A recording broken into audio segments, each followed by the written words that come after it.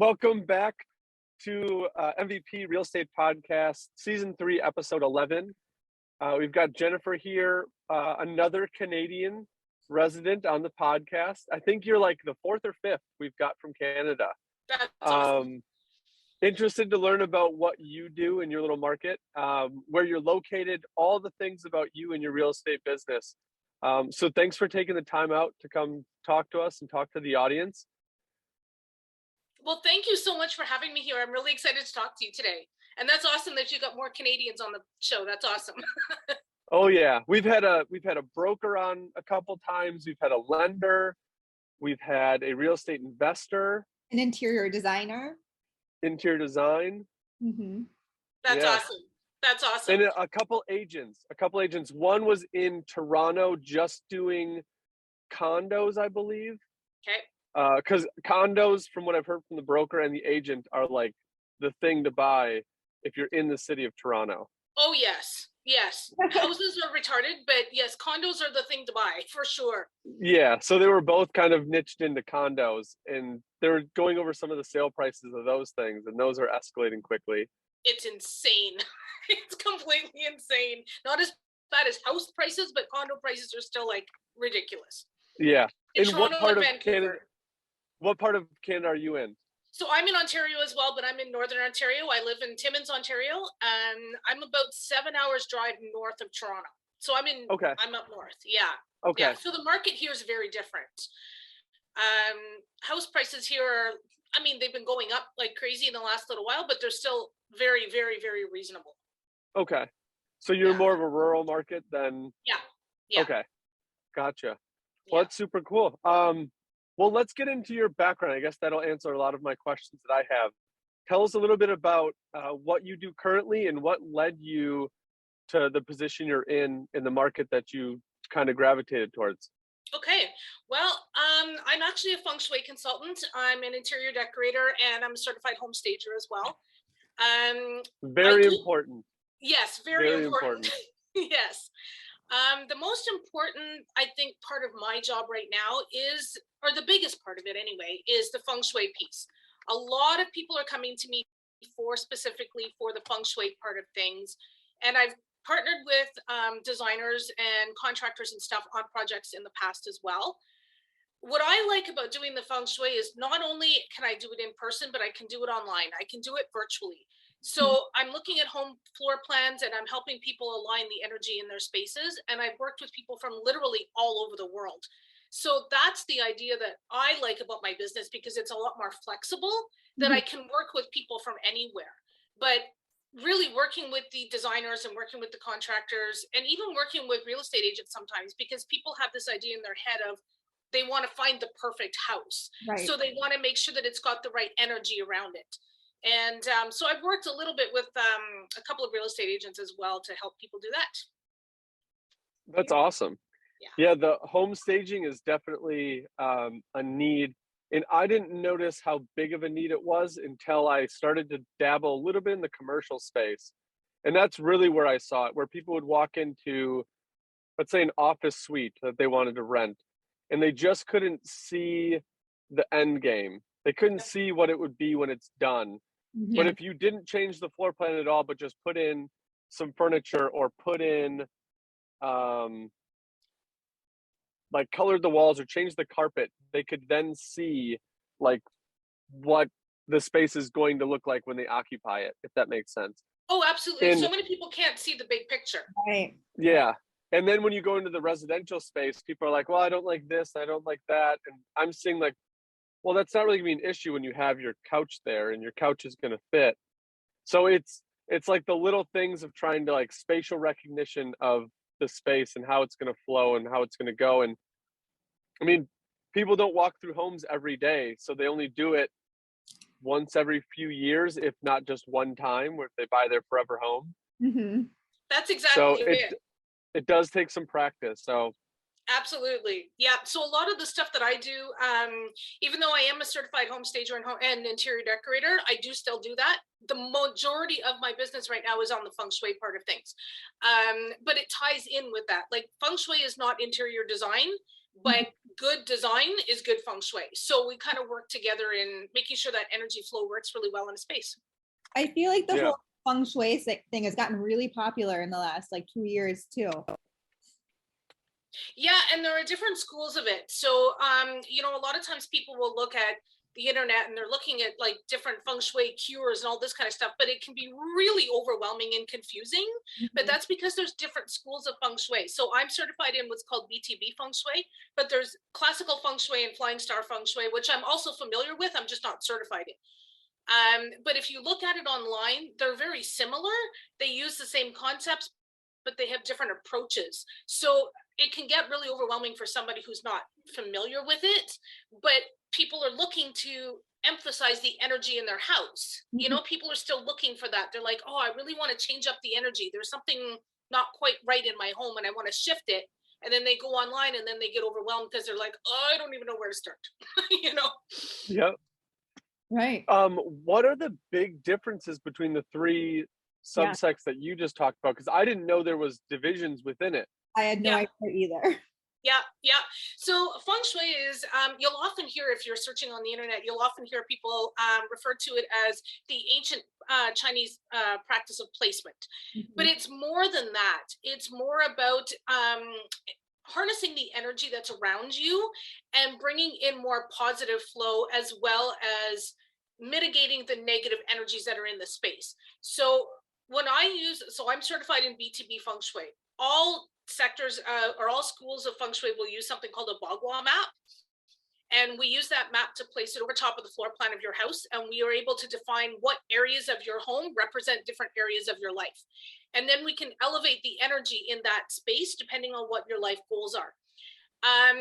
When you go with classical feng shui, they do actually like proper actual directions. So you stand in the middle of your house and you take a compass reading of your home and you look at the facing direction of your house. With BTB feng shui, we have what's called assigned directions. So our bagua map sits on top of the floor plan of your house, but your north is always the front of your house. So position things that way. Yeah. And it doesn't matter where like the front door is. Exactly. You're orientating your house north. Yeah. Got it. Okay. Yeah. And that's because the energy from the North Pole. It makes a difference. Yeah. So what we do is when we do our assigned directions, it helps you to line up the map a little bit easier with your floor plan. So your front door is going to fall into one of three areas that are what are called life guas. They're life areas. And your front door is going to fall into one of those three spaces. Interesting. And there's 9 spaces. I'm trying to think of my house. I think my north is like the backyard. Okay. So I think my house is backwards. Your house faces south? I believe so, yes. Okay, that's a good thing. Is it? Yeah. I didn't even know I did that, but good job. Good job. Direction my house. Yeah, I've never thought about it. Yeah. That's super, super interesting that there's different divisions within it. Yeah. And you just got certified in one. Yeah. Do you find that, did you pick that one because you felt like that was the best one? Was it more of a catch-all? What made you go into that specific realm? So that one to me just made the most sense, but now I'm working on furthering my education in feng shui. So I'm kind of looking at getting my master certification in classical feng shui as well. Just because I feel like BTB feng shui is really easy to understand. It's easy to explain. The classical feng shui has a lot more components to it. So that's what I'm looking at, kind of getting more education in to help people, just so that I can explain it better to people. You know, I understand it, but I want to be able to get a better, deeper understanding of how I can explain it to people. Mm-hmm. Yeah, that makes sense. Yeah.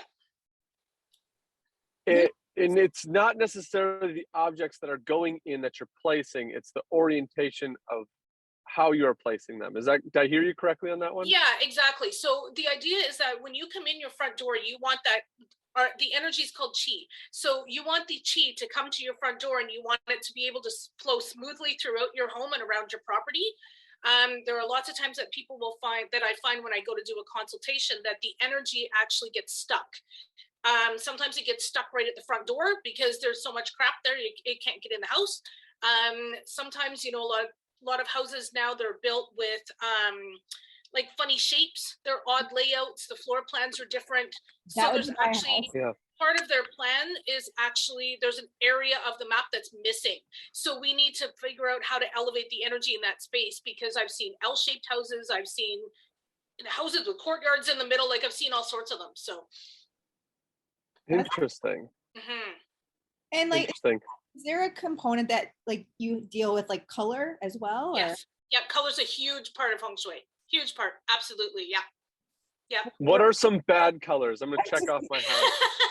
Okay, so I was going to ask what good colors were, but Marcus just goes straight. He went the other way. Well, I just want to make sure I don't have any bad colors, because then my weekend's busy just repainting. Okay, so there's not necessarily any good or bad colors. It's depending on where you're using them. So what we do in Feng Shui is we're trying to balance out the 5 elements of nature. So we're balancing out the elements of wood, water, metal, fire, and earth. And each of those elements is represented by different colors.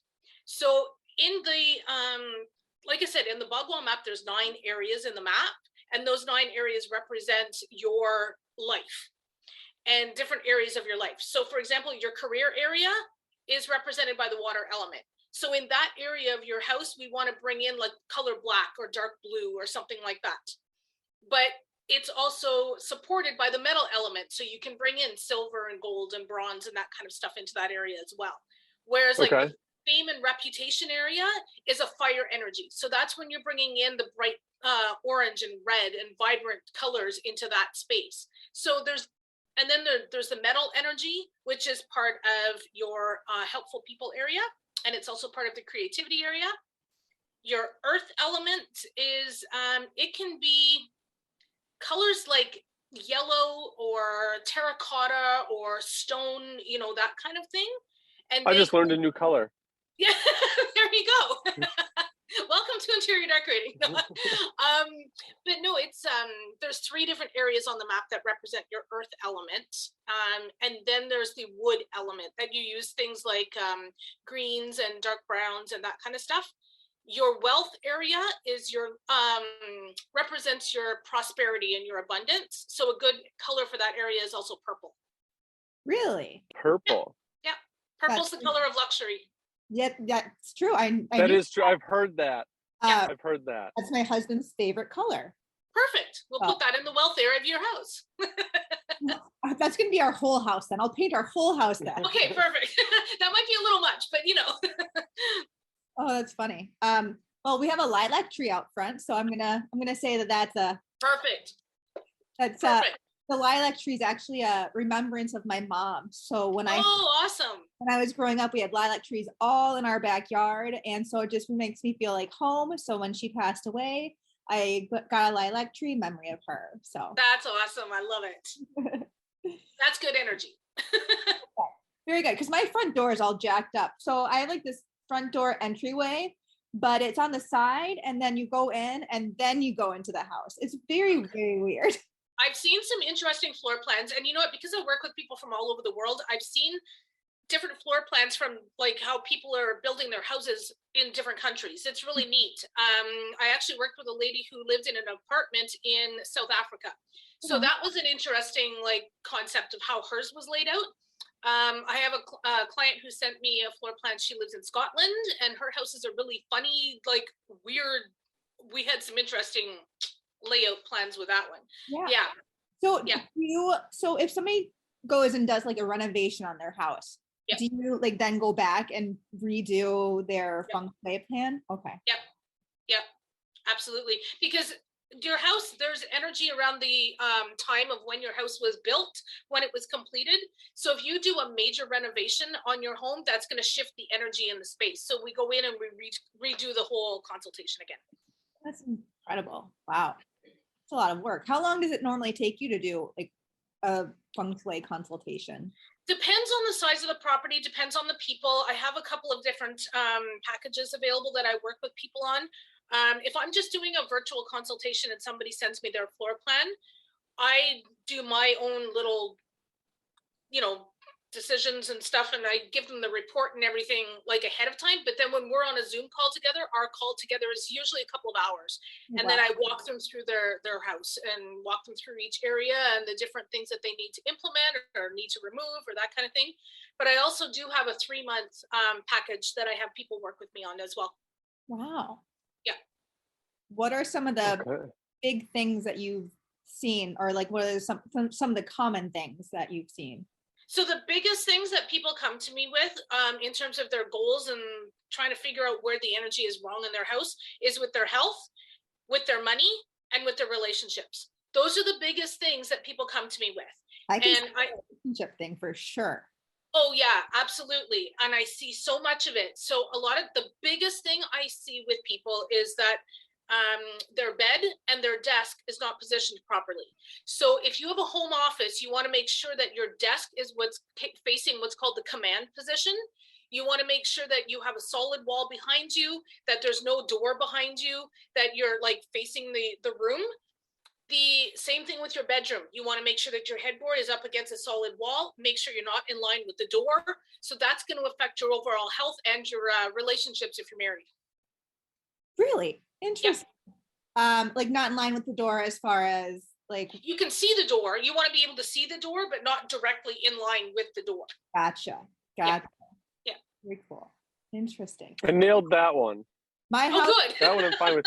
The desk one has me thinking, because I couldn't figure out a good way to put it. I didn't want to put it, what would it be? It'd be facing west. So I would have no visual of the door. I'd be facing a wall and no wall behind me.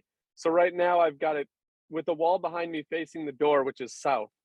Okay, that should be okay. It doesn't even matter what direction you're facing. It's just more about having it in the command position so that you can have a solid wall behind you that you can see who's coming in. Oh. Yeah, and that was my big thing. I wanted to make sure I could see the door. Yeah, because I've had so many people have their desks up against a wall. That happens often. A lot of times people, just for, space saving measures, they'll put their desk up against the wall, but then they feel really unsettled. So once we get it turned around and put into a different position, they're like, oh, that feels better. I'm like, see? That's awesome. Yeah. My house is so small that like I don't really have a choice where my furniture goes. Like I'm looking around, I'm like, yeah, no, it has to go there. It can't go there.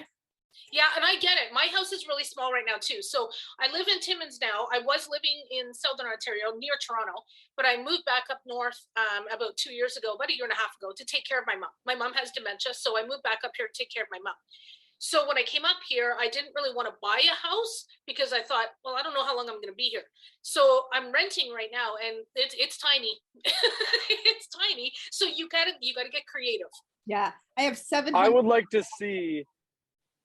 see the show Jennifer versus the Tiny Home. Oh. And see what you could do with these small compact, because those are getting so big now too. Yes, absolutely. And it's so funny because I watch these videos on YouTube of like people with these tiny houses, and I often want to say, okay, let me in there as you're building it. Like, let me in there as you're designing it. That would do smart. Yeah, I was gonna say, do you do any consultations like mid-project or mid-build? Sometimes. Yeah, I've had it happen. Because I feel like that would be the easiest way of like, all right, they're trying to do the floor plan, and then you can step in and be like, here are going to be some problem areas. Yeah, I often like to do it right from the get-go. So if somebody is like building a new property, building a new home, or if they're doing a massive renovation or something, or if they're doing an addition or something like that, I like to see the floor plan right from the beginning before they even start putting up walls, just so that I can help give them a better guideline of what spaces would work really well in certain areas. So interesting. That's awesome. So did you, when you graduated college, did you like go straight into this, or did you? No. What was I had another career. I was working in the retail industry, and I ended up moving up very quickly in my career, and I was at a point where I was in senior management. I was a regional director with one of our companies and one of our stores, and I was doing very well in my career. I can honestly say I probably in that job probably did thousands of store layouts, like thousands of them. I was going to say that's got to have some practice in it. Oh yeah, absolutely. And it was one of those things that I realized I was really good at. and I enjoyed doing it. But ultimately, I ended up leaving my career at really the height of my career because I suddenly started having anxiety and panic attacks really bad. And I'd never had them before. And I didn't know what the heck was wrong with me. So I ended up leaving, and then I had to try and figure out what exactly I wanted to do with my life because I thought my job was the problem. Turns out it wasn't my job. Turns out I was just overwhelmed with everything. My oldest son has a chronic condition. He has Crohn's disease, and he'd been diagnosed when he was 9. So, you know, taking care of him, traveling all the time for work, taking care of my other 2 kids and the house and everything else, my brain just went. And we were in the middle of renovations too at the time. Yikes. So, you know, just to add to it, right? It kind of, my brain exploded on me. But then I was like, hey, now what do I do? And I can remember one day sitting on the couch, I was feeling very sorry for myself, you know, just not looking very great. I'm sitting there with, you know, dirty dishes piled all over the place and like boxes of Kleenex everywhere because I'm bawling my eyes out. And I was online and I just got this desperation mode of like, I need to figure out what to do. I need to find something to make me feel better. What the hell's wrong with me? So I was searching stuff on my tablet and I accidentally came across this thing called Feng Shui, and I didn't even know how to pronounce it. I was like, what the hell is Feng Shui? What is this? So the more I read, the more confused I got. But at the same time, I also got this message that it needed to be, you needed to surround yourself with a positive flow of energy. And I went, wait a second. So I'm looking around where I'm sitting and I'm going, this is not a positive flow of energy. Like, okay, we need to start changing this. So that's actually where it started. And then from there, I started learning more about it and then decided I wanted to get actually certified in it. Wow. That's a great story. I mean, because I've been there. I've been exactly where you were, anxiety attacks, overwhelmed, and sitting there thinking, what the heck am I going to do? And that's how I got into marketing and working with Marcus and all of that stuff. But it is really one of those things that, like I said, kind of fell into my lap, but ultimately it saved me because otherwise I don't know what else I'd be doing. I mean, it's just something that I've completely fallen in love with, but it started that shift in my brain and in my energy that I was surrounding myself with. And the more I learned about it, the more I knew how to elevate the energy in certain areas of my home to like really improve my health. And so ultimately it saved me. That's amazing. It's so funny. And it's cool that it piggybacks off of where you've already put your time and energy. I mean, the amount of science that goes into floor plans and retail is unreal. Crazy. It's crazy. So you already have years and years of knowledge of that, and then you can transfer that into more of the residential home spaces. And now that's becoming more and more because we're doing, we've kind of transformed into doing like new builds through this last COVID stretch. So dealing a lot with architects and how floor plans are going to flow. And okay, when you walk in the door, what's the first thing you want to see? And I'm like, when I started, I was like, I don't know, the house. Like when you walk in, you just want to see the rest of the house. And now it's becoming like the chain of, all right, this room should flow into this room and should flow into that room. And you should have options here. And thank God for architects and interior designers and Feng Shui and all of that, because that is a science. We may not be able to write it in numbers with equations, but there's a science to it. And absolutely. And I always say that, you know what? Feng Shui is not woo-woo crazy stuff. It's science. It really is. And people have to understand that is actually, it's a real thing, you know?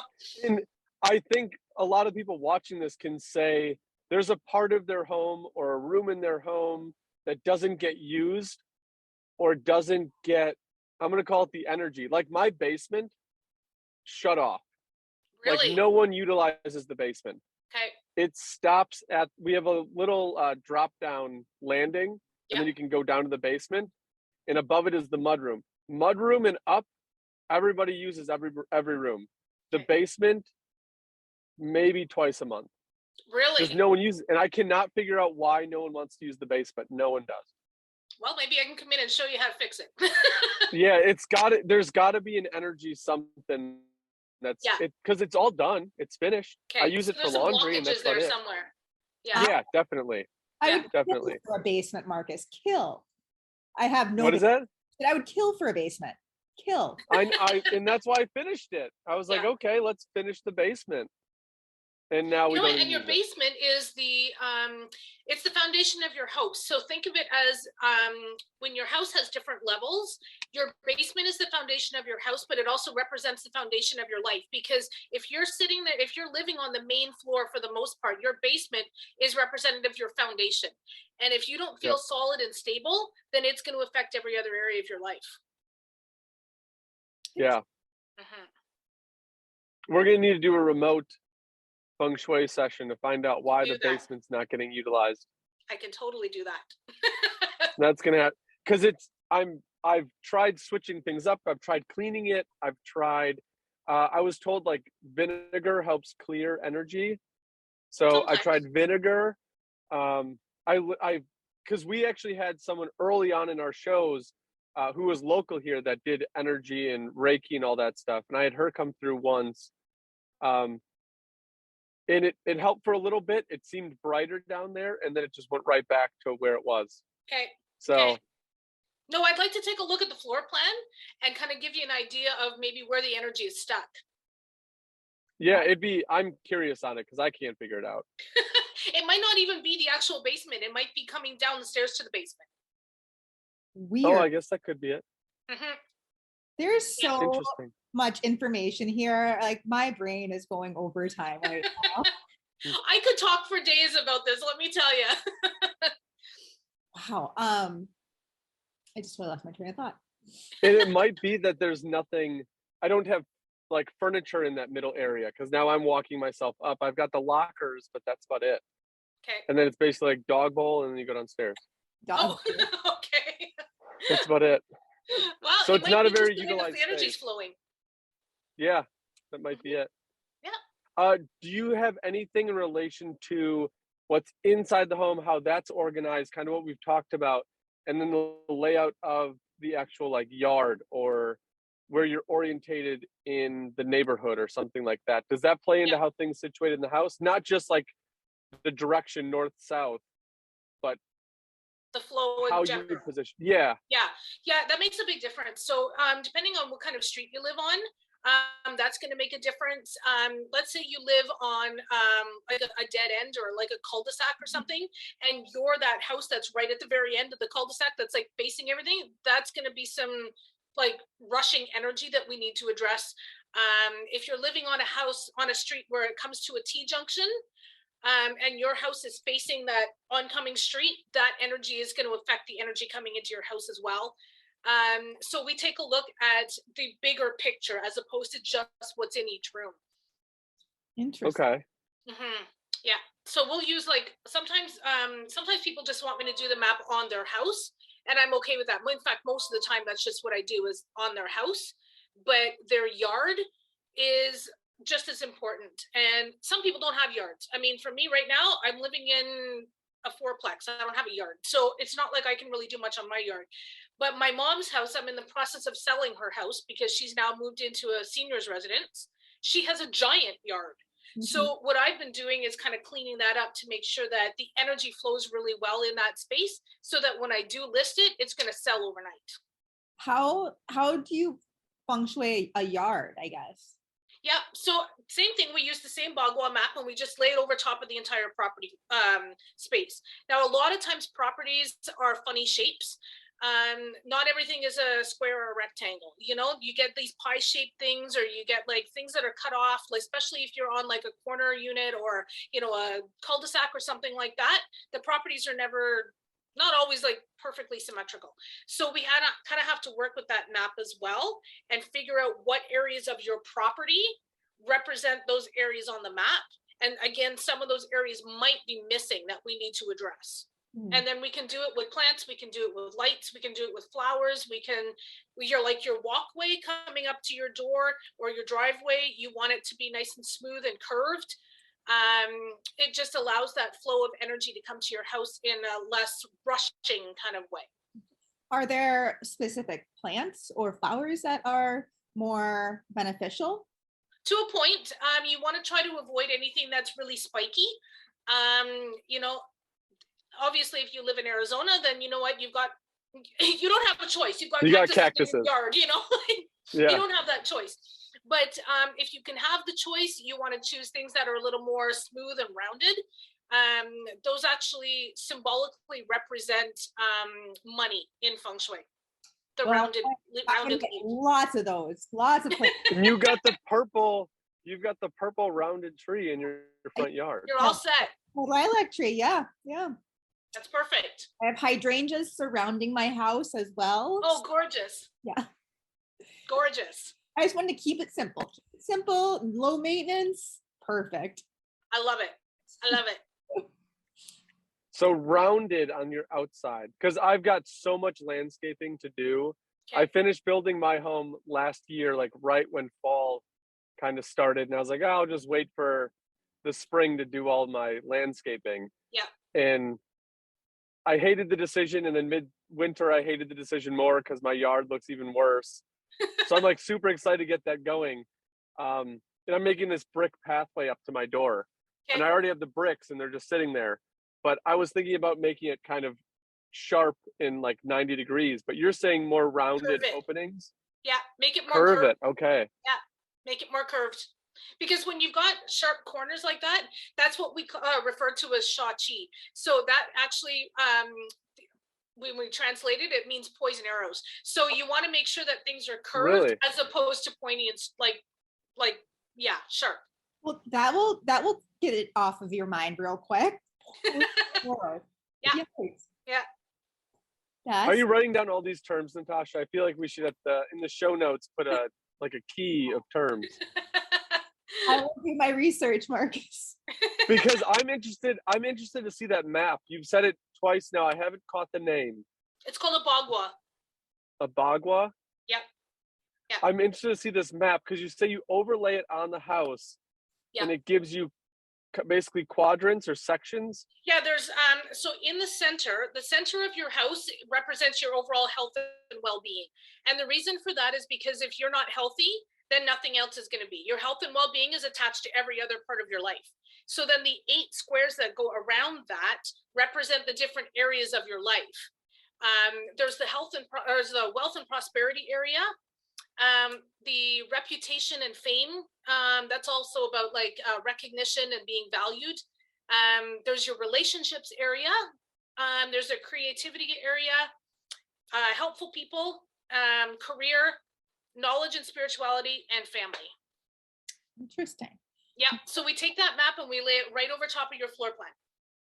Wow. Yeah. What were the biggest things that you had to change in your own house when you started this? So when I started this, my biggest shift, like I said, needed to happen with my health. And when I started to look around, what I realized was that when we had done our renovations, there was some stuff that was left undone. So I realized that in the center of our home, I realized that there were still like holes in the wall and there were still things that hadn't been completed. And I was like, okay, there's an energy drain here that needs to be addressed. And then I went downstairs into the basement and started taking a look around and realized that at the time we hadn't done any work on the basement, but it was a 1976 house. Like it was built in 1976 and the basement was original. And so when I went downstairs, I said to my husband at the time, I said, okay, I want that wall moved. He goes, why? And I said, because it's in the way. He's going, it's not in the way. I said, trust me, it's in the way. So we looked at it. It wasn't load bearing or anything. He goes, okay, well, we'll move the damn wall if that's what you want, but okay. And it just completely opened up the space and it elevated the energy all the way through the house. I believe it. Yeah. Yeah, no, my house, like I said, it's very tiny and it's very like sectioned off. And I was telling my husband the other day, I said, if we just knock down the kitchen wall and totally rearrange the kitchen, looking at me, he's like, Natasha, stop. And I was like, I know, but if we did, it feels so much bigger. And he was like, just go do another project. He's like, Natasha, we can do it. I know you can. We can do that. I know. Oh my gosh, he would have an aneurysm. He would die. Just next trip he takes, we'll come in over the weekend and knock it down. Okay. Well, I will preface that by saying I took it upon myself to skim coat all of our walls in our house like a month ago. And that was a lot of dust, a lot of work. And he, I think, is still like a little PTSD from that project.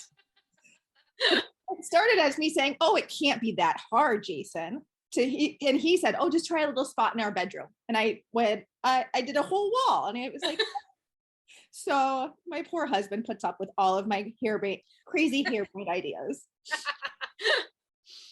And it's super cool that you notice things. It was a great question, Natasha, about your own house. And I feel like a lot of people have those little feelings, but they're not enough to like, okay, who can go out and help? Yes. I think that's still, I feel like there's still like a stigma there. Oh, absolutely. Like you don't want to admit something's wrong with your house. Like I admit fully, my basement, something's up with it. Because there's no reason that no one's utilizing it. There's a TV down there. There's a couch. All my son's toys are down there. And like, he'll go down, grab his toys and come upstairs and play in the living room. He doesn't want to stay down there. Yeah, something's wrong with it. I don't know what it is, but I can admit that that's there. And I still feel like there's a little bit of a schema that like you don't want to admit it or you don't want to reach out for help with it. But like Absolutely. You're saying, like you could see it in your own house once you were aware of what's going on. Oh, completely. And I think, the majority of people that I work with, they intuitively know there's something wrong. They just know it. And like you said, to actually express that, they kind of go, there's something wrong with the energy in my house. And people go, you're crazy. But they know, like energetically, they just know. You feel it. You know that there's something up that needs to shift, regardless of what other people think. So I always tell people, trust that gut instinct, trust that intuition. It's there for a reason. Right. Yeah. Yeah. Yep. And then call Jennifer. Yeah. Yeah, exactly. Or that too. What would you say the biggest cause is for people reaching out to you? Like what really motivates people to reach out to you? So the people that I work with, so primarily lately, over the last year or so, I've been working with a lot of female entrepreneurs, and a lot of them are saying like, because a lot of them are very connected to spiritual work as well, right? So they're understanding that it's not a stigma to reach out for help when you're feeling like there's this energy block somewhere. But they're saying that they, for the most part, are saying, I'm ready to elevate. I'm ready to shift gears. I'm ready to really like up level my life. And so what I did is I actually created a course that I launched back in December. It's a 4-week program that I run on a regular basis.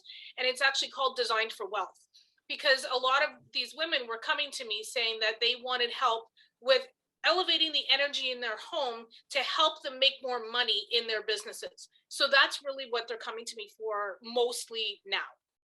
I'm taking notes. Okay, good. That course sounds amazing. Because my husband and I right now, my husband is struggling mightily with, he has 2 jobs right now, and he's struggling mightily with both of his bosses and just extremely unhappy in his profession. And so we've been having this revolving conversation about how we need to change something in his life, and maybe we need to change something here instead, and that can push him. Like taking out the wall in between your kitchen and your living room. That might work. Absolutely. My husband would love that. Not at all. But you know what? A lot of the women who've come through my program, they come into the program thinking that, okay, Designed for Wealth, my goal is to make sure that, the wealth energy is elevated in my house. So you have a wealth area in your home, but you have what's called secondary areas. So a lot of times, we're working on the wealth area, but we're also working on the other areas that are impacting that. So if you feel like you're having career issues, we work on activating the career energy as well. And then as I'm talking to people, a lot of things come up and people say, my husband's not really sleeping very well. I'm like, hey, let me look at your bedroom. Or, my kid's not really like, he's not happy in his own bedroom. Okay, well, let's figure that out. And I had a client who said, she can't get much work done during the day because her son doesn't want to sleep in his own bed at night. So he climbs into her bed. So she's not getting any sleep. And it's affecting her work during the day. And I'm like, okay, so not only do we need to work on your wealth area, we now need to go look at your son's room, and we need to figure out why he's not staying in there so that you have the energy to do the work that you need to do the next day. Yeah, 100%. It's all interconnected. Yeah, I would have lost my mind if my kid came into my bed every night. Ooh. Yeah, no, me too. I mean, like, no. I don't want him to grow up, but like, please don't come to my bed. I don't want him in my bed. No. No. That's funny. No, so there's different areas that, like I said, it's all interconnected. So if you're looking at, elevating your wealth, whether that means making more money, receiving more money, saving more money, investing, that kind of thing, we take a look at that. But then we also look at what's affecting that as well in your home. Interesting. Mm-hmm. I'm hoping the conversation just keeps building and things get more out there where you've got builders taking that into consideration. More flippers bring in people like yourself, Jennifer, to come in and either stage or work on, when they're doing a flip, what they can do for the homeowner, the new homeowner that's going to take it eventually. Yeah. Because as I'm getting more and more entrenched in it, I'm going through houses with my clients that, like, even from the listing, I'm like, okay, this was a recent flip. It's just giving me, they flipped or part of the home that they renovated. And then you walk through it and you're like, man, they stopped short on so many little things that could have made so much of a difference, but they're in it for, okay, here's our budget, this is what we're putting in, and they go through what they know and then they're out. Yeah. And it's like, just take the little bit of time just to put in that little extra amenity that doesn't really cost too much money, and it's a nice feature to have, and orientate the rooms right, put outlets where they should be putting outlets. I've seen a lot of that. Outlets in places or not enough of them. Not enough of them, that drives me insane. Yep. Like, even in my kid's room, he has a desk and a bed, and I'm like, those are the only two outlets, and I'm like, where are outlets for like other lamps and stuff? Right, where are we going to put anything? Yeah. So there's lots of extensions. I know the outlet thing doesn't like directly correlate with what you're talking about, but it does affect, like, Natasha, what you're talking about. I can't put his desk here because I can't plug in his computer. He's got no outlet. Yeah, exactly. It makes a big difference. Yes. Yeah. Marcus, take note of that. Oh, I am. We just went through, we bought a property that we're going to tear down and rebuild. So it's a completely new house, new foundation, everything. And we were walking through, we're going to put a bedroom over the garage. Oh, I love that. And that is on the east side of the property. So the property runs east and west, and we're going to have the architect called it kind of a corridor. To me, it seems like a hallway in between the house and the garage. And it was only about a 6-foot structure that connected it. And what I felt, and I was trying to talk to him, I didn't have the vocabulary. I wish I would have talked to you 2 days ago, but I could go to the meeting tomorrow with some ammunition here. But I felt like, and now that we talked, it's going to pinch energy. So the energy from the house is going to get completely shut off. And then here's the next bedroom. Yeah, you're going to have a disconnect for sure. And that's a worry of mine. So I was asking him if we could make it a little bit bigger, but the area that we're building in, they're known for not having very big yards. Like, we would be left with basically enough for like a fire pit in the backyard, and that's about it. Okay, so it's small. Which is normal for the area. So we're not overbuilding or going against the grain of what already is. Okay. The lot next to us, they oriented their garage the way we're going to do it, and they don't have any yard in their backyard. So it is very common for the area. I just get worried that, okay, we're upstairs, we're going through this hallway to get to the master, which is tucked in the farthest part from the front door. Okay, that's a good thing. I just don't want it getting pinched off where it's its own separate in-law suite that no one goes to because it's just so far away. And there's so much junk in the way. Yeah, and it's going to make the people sleeping in that room, feel disconnected from everybody else in the family. So we want to make sure that that's going to like connect so that there isn't that loss of energy coming down that little hallway. Yeah, so that's like a big focus area of ours right now. The room situating, where the kitchen's going, where the dining, all that stuff's pretty much organized. It's this one, how can we connect and not make it feel like it's its own separate unit? Right. That's what we're going through right now. Okay. Well, that'll be interesting to see how the architect comes up with that plan. I mean, you're looking at shortening that hallway, right? Yeah, we're either going to widen it or bring the garage back and shorten it so it's more of a square rather than a rectangle. That's okay. Yeah. There you go. Yeah, I'd like to look at that floor plan. Yeah, once we get that finalized, I'll definitely have you take a look at it. I'd love to. We're excited about it, and we're adding some of the little things about because we do want to do new builds. It's something that we've always wanted to do. We've always wanted to flip. So now that we've got the opportunity to do a full building from scratch, it's like, okay, where are we putting the sink? The sink, it should go by, at least in my mind, a sight line, like somewhere where when you're standing doing the dishes or cooking, you actually have somewhere to look at rather than like the neighbor's house. Yes, absolutely. And if you're in the dining room or when you're in the family room, what do you want to look out and see? And that's part of like how we're orientated the house, where I don't know, I'm sure some do. I'm not saying all flippers don't do this, but some of them may not take that into consideration where they orientate things in the house. No, I don't think they do. I've seen some properties that are like flip jobs, and they're, like you said, they're not saying that the work is not good, because the quality of the work is good, but it's like they just kind of said, okay, you know what, we just want to get this done as fast as possible so that we can stay within budget and flip it and be done and make some money. It's not a whole lot of thought goes into it, and flippers obviously don't normally work with designers, so you know, it's sometimes you walk into it and it just feels a little disjointed or it doesn't quite feel finished. So yeah. I know what you mean. So I know when you were talking about, I wish this conversation would keep going with like builders and developers and that kind of stuff.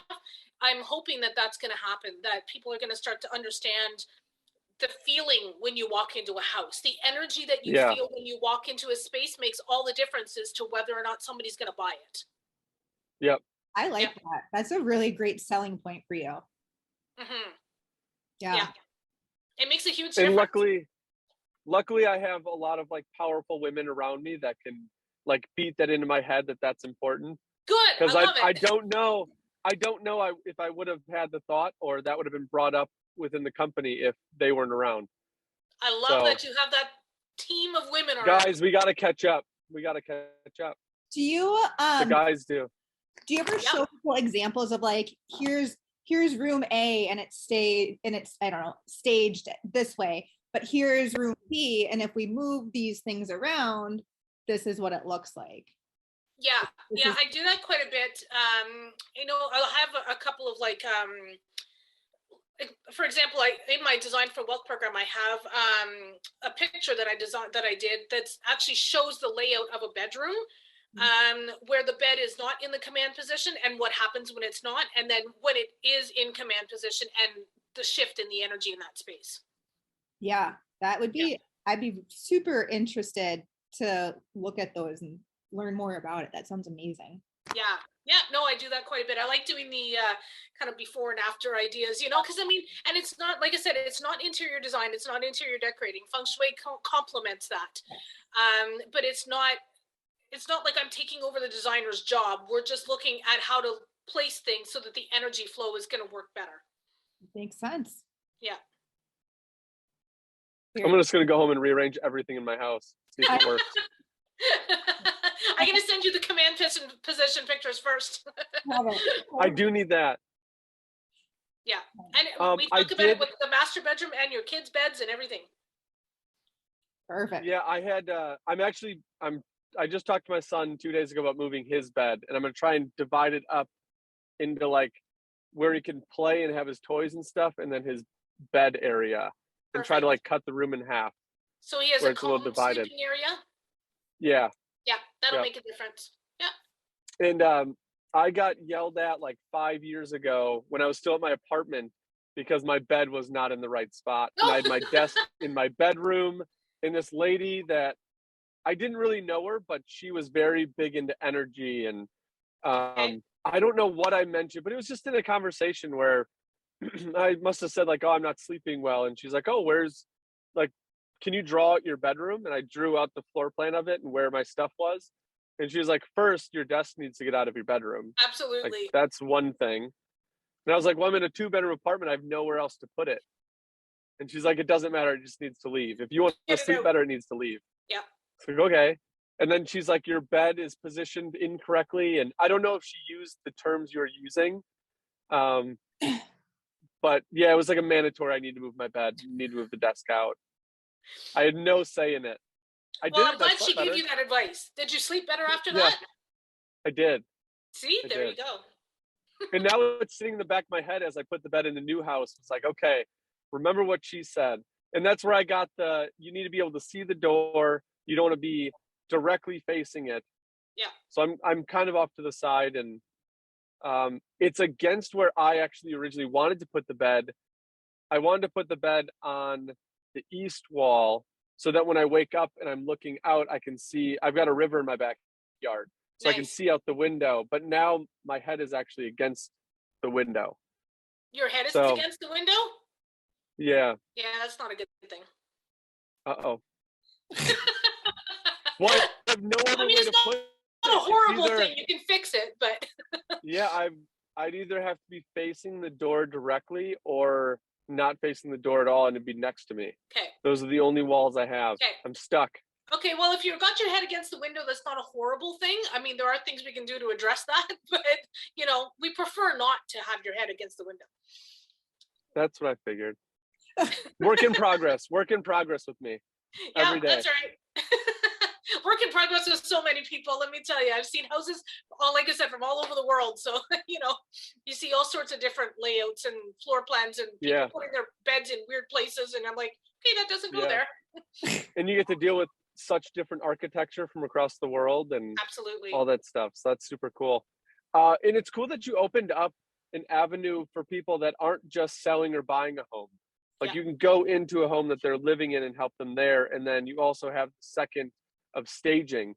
Can you, obviously it complements each other. Can you walk into like your process on the home staging? Is it all new stuff? Do you work with the stuff they have? How does that kind of all go within your program? So I do the majority of my staging is I try to use the majority of their existing stuff. It depends on the project though, because I mean, sometimes, like I've had projects where I'm working on, say an estate property. You try to use what you can out of it, but if the stuff is dated from like 1971, like it's not gonna work. So then we'll bring in pieces that we rent, right? We'll do rental furniture and stuff just to kind of liven up the place so it doesn't feel quite so 1971 anymore. And then, we just kind of do a refresh for the most part. I try to keep the budgets as low as possible because I know when it comes to margins, you want to make sure that when you're selling your house, you're getting as much for it as you possibly can, but you want to stay within a certain margin. So I try to make sure that, I'm very clear on what their budgets are. Sometimes people are like, yeah, whatever, spend what you need to do to fix it. And other people are like, nah, I don't want to spend any more than like $500. And I'm like, okay, well, we're going to get creative then, So it just really depends. The biggest thing I see with staging though, is that people do not have any clue just how much clutter they have in their house. Yes. It's unreal. People don't see the clutter. They don't see it. I have a box in our laundry room and it's full of things that we take to St. Vincent de Paul and Goodwill. And I tell my husband, I said, this is going to stay here. And every day something goes in there. It's ridiculous, but I'm very much I don't like extra stuff. I am not. Me either. I don't like clutter either. I hate it. My husband's a little bit of a hoarder. Like when he moved in with me, he works in the wine industry. So he has a lot of wine glasses. And he's like, I don't know. I have like 50 wine glasses. No, he had like 200 wine glasses. Oh goodness. And I was like, no, these are going to go in the garage. I don't know where they're going to go, but they're not staying in this house. We don't need 200 wine glasses in the house. No. And that's the thing, when I go into stage people's properties, a lot of times people think that their house is decluttered, but they don't see the clutter. They don't understand that the purpose behind staging your home is to make it so that when somebody comes into their home, they feel like they could see themselves in that house. They don't want to see your own personal stuff. Right. So people aren't understanding that the clutter that's in their house is personal to them and nobody else wants to see your stuff. No, they don't. So I think for our final question, I ask this almost every time. I feel like she's gonna have a good one. She's gonna have a good answer on this one. I'm feeling it. This is our only scripted question. What has been your favorite DIY project that you've done? my favorite DIY project was probably the kitchen in my own house. What did you do? Yeah. What's that? What did you do? So we completely gutted it. This was in the old house when I was still married. And our house, like I said, had been built in 1976. So the kitchen cabinets were built in this weird L-shaped with like a built-in, I don't know, like eat-in area. Okay. And it drove me crazy. So we literally like tore out the entire kitchen and started over. And what I did is I did in that eat-in area, I did floor to ceiling pantry cupboards and put a door that went out to the backyard. We already had a dining room. So I said, I don't need an eat-in kitchen. So I completely expanded it. And then one of my hobbies is cake decorating. So I made sure that I put in commercial sized fridge and freezer in the kitchen as well. Oh, that's awesome. My parents had that. Yeah, it was awesome. Yeah. So cool. Yeah. See what you can do when you redo your kitchen, Natasha. Oh my God. Stop it. My husband will divorce me, Marcus. I love it so much. But you'll have a beautiful kitchen. We won't push him now, but we should do it. You should do it and enjoy it before you move out and it becomes a rental. Stop it. I'm enjoying my kitchen just fine. And we just did a small renovation on our kitchen. We like put all new IKEA cabinets in it. So that's good enough for now. So you gave it a refresh. We did give it a good refresh, but yeah. And your kitchen does not look old or outdated by any means. So you do have a good kitchen. I'm ragging on your kitchen, but it is nice. I know. It's okay. I only have so much space. Well, but it's only temporary before you go to Portland. I know. So that's the good side. Yes. Perfect size for a rental. Perfect size for a rental. We've been talking about, we might keep it an Airbnb it or rent it out or do something, but who knows? It's years away. Nice. Exactly. Well, thank you so much for coming. Yeah, thank you so much. Well, thank you so much for having me here. This has been awesome. So informational, so informative. Like I know what I'm going to do this afternoon, and it's going to be researching Feng Shui. So you can check out all my social media stuff and my website and everything too. And on it. I was just going to ask you, how do people get a hold of you if they want more information? What's the best way? So the name of my company is called Mindful Living Interiors. So a lot of times if you take a look, just Google Mindful Living Interiors, it'll come up with my website, and you'll find me on Instagram and Facebook as well. Awesome. That's awesome. And for people that you're feeling it in your house, there's something that has to change and you're just curious, give Jennifer a call. You said you work with people's budgets, if I heard that correctly. Yep. So like a consultation or just some tips of things to work on is in your budget with Jennifer. So give her a call. Is there a best number, or is the number on your website? Yeah, number's on my website. You can also email me or just send me a messenger, Facebook Messenger message as well. That works too. Awesome. Awesome. Well, sounds good. I know you'll get at least one floor plan from me to figure out my basement. We got to figure it out. That's our plan. Perfect. We can do that. Yeah, like I said, if you want a couple-hour consultation with me, I can certainly do that for you. That'd be great. Thank you so much. Yeah, I appreciate it. It's always informative, and I'm looking forward to hearing more on your educational journey when you start opening up to other subsects of Feng Shui. Yeah, I think that'll be awesome. Yeah, absolutely. Well, thank you guys so much for having me here today. This has been awesome. Yeah, I appreciate it, and have a good weekend. Stay warm. Thank you. You too. The snow's not melting yet, but soon. Soon. Yeah. All right. Have a good weekend. We'll talk to you soon. Okay. Thanks so much, Marcus. Bye. Bye. Okay, bye.